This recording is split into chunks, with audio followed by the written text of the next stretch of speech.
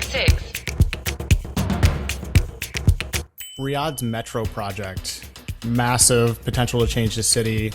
One of Bechtel's big projects in Saudi Arabia right now. Key player in the development of that project.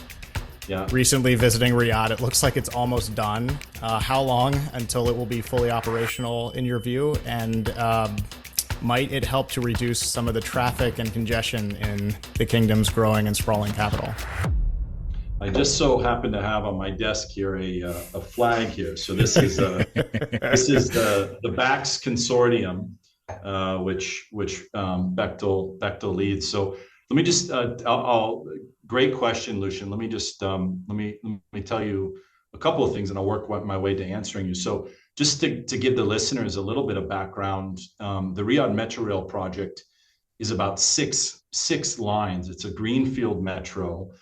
And there's three consortia that are building these 6 lines. Bechtel, Al Mabani, CCC, and Siemens form BACS, which is one of the consortia that's involved in the whole program. And Bechtel is leading the BACS consortium, delivering 2 of the most challenging lines. So there's a line, a blue line that runs north to south, about 38 kilometers, that we're designing and building. And then there's the red line, line 2, which runs east to west, about 25 kilometers. The line 2 is roughly the length, if you ever fly into Heathrow Airport, the length from Heathrow, the Heathrow Express takes from Heathrow into Paddington Station. And our scope there is really, I mean, it's everything. I mean, we're providing the civil scope, the system scope. It includes design, it includes manufacturing, construction, integration, testing and commissioning, handover, and maintenance of this. And I think that this is one of the largest, if not the largest, greenfield metros ever undertaken. So, you know, our scope is 38 stations plus those 2 lines that I talk about. And if you look kind of around the world, Lucian, and you look for comparable rail footprints, you could point to the metro, the Washington, D.C. metro, which is not far from where you and Richard are right now. And I was actually involved in one of the extensions, the first Silver Line extension. Bechtel did the design and build of that, and I was a civil engineer on that project. But it roughly, if you take all of the Washington Metro, all of the stations, all of the track kilometers, it's very similar in scale to what the entire 6 lines of the Riyadh Metro Rail project is. And just to give you a little bit of context or comparison, the Washington D.C. Metro started in 1969.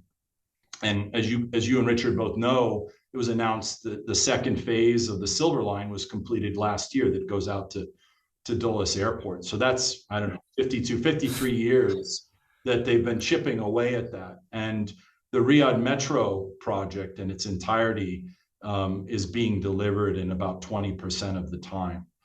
As far as congestion, I mean, this is going to be the first. It's really exciting. I mean, if you just have to go on social media to see how excited people are about it. But it's really the first public rail project or public rail infrastructure in Riyadh, and I am very hopeful that it's going to reduce the traffic and congestion in this ever-growing city. The metro station designed by Zaha Hadid at KAFD, it's kind of a unbelievably beautiful design, and I know that's part of it. Can you tell us a little bit about that building? For us, it's one of our iconic stations, and it's where our line 1 intersects with the line that goes out to the airport. So it's an interchange station. There'll also be a bus network that ties in there. And it's how people will get to King Abdullah Financial District, which is a financial district where many companies now are moving their regional headquarters in the Middle East. They're moving and many are selecting that area just because it's so central. The design is amazing. It's intended to look like or represent sand dunes, and so it has kind of a rolling sand dune sort of shape. And we constructed it using steel pipe, which were welded together. And I think from memory, it took something like 5 tons of weld filler, just the filler, to weld all of the pipes together. And then around it, there are special high density concrete panels that sit around it. And they're all a very unique geometry and shape. And then there's windows inside that have diodes that change the color of the lights, so they can. I mean, for Saudi National Day, for example, we light them up all green in celebration of the National Day. So it's a really exciting station.